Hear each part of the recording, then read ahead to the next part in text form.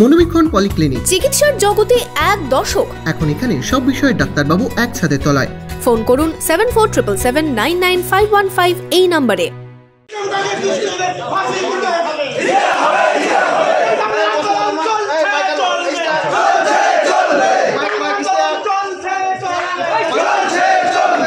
লালগোলায় জমি বিবাদে তৃণমূল কর্মী খুনের জেরে লালগোলা থানায় তৃণমূলের বিক্ষোভ। এদিন বিকেলে লালগোলার সীতেশনগরে খুন হন হাজিকুল ইসলাম নামের এক ব্যক্তি।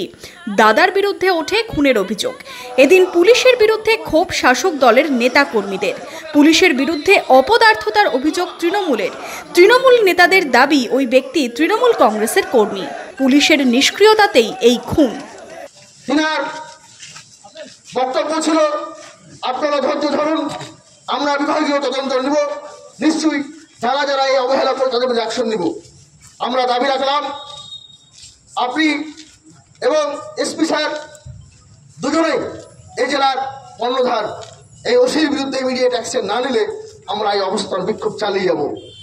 আপনারা যদি চান আমাকে জেলে ভরতে পারেন, আপনারা যদি চান আমাকে অ্যারেস্ট করতে পারেন, কিন্তু ওসির বিরুদ্ধে অ্যাকশন না নেওয়া পর্যন্ত, সমস্ত তথ্য প্রমাণ আমরা দিলাম, না নেওয়া পর্যন্ত আমাদের অবস্থান বিক্ষোভ চলবে।